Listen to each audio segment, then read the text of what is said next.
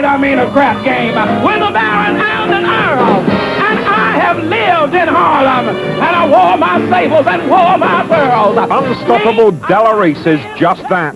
Strutting her stuff since the 50s, she lets nothing and no one stand in her way, not even the Grim Reaper. In October the 8th of 1979, my brain exploded. I had an aneurysm to rupture in my brain while I was doing the Johnny Carson television show. And they expected me to die immediately, and they kept expecting me to die, and they kept making preparations for me to die, and I was not ready to die. 16 hours of brain surgery saved her life, but doctors warned she'd never walk or lead a normal life again.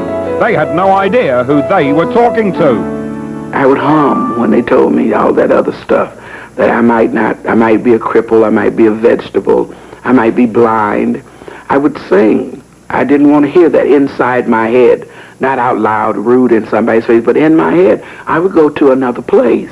A veteran of tough times, Della learned the power of positive thinking as a struggling unknown. I knew that I wanted to sing, and I had to do a lot of other things. See, I drove a truck and a cab, and I operated an elevator and a switchboard and waitress, but I knew inside of me that I wanted to sing. Now, a lot of people say your voice is too low. You sound like a man. You know, you go home and have babies. You're too fat. Don't sing. You can't do this anymore. No. But I knew inside of me that I want to sing. With determination and a whole lot of talent, Della hit the big time in the early 60s. Her freight-train vocals and razzmatazz style is straight from the soul. And the Rockies make from Bolger Bros a tumbler. They're only made of clay, but our love is here to stay. As the queen of one of television's most hilarious households, Della went on to hold court opposite a veteran king of comedy. Sure. Where are you going? I'm going to stay to bed. Not to my bed, knucklehead. Knucklehead. She called the king a knucklehead. Sounds like the beginning of a coup. I'm the #1 Red Fox fan in the world. And so working with him is quite a pleasure for me. Those people that don't smoke probably get killed by a truck. The truck driver that's smoking. Della and her real-life husband live in secluded luxury in Southern California. Their Bel Air hideaway is near President Reagan's retirement spread.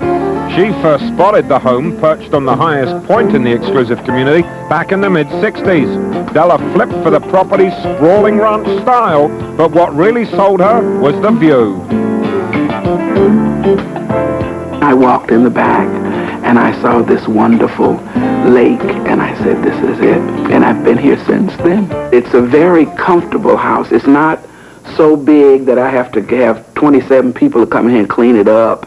And it's not, rooms where you sit on one side of the room and the person on the other side of the room is in the far distance.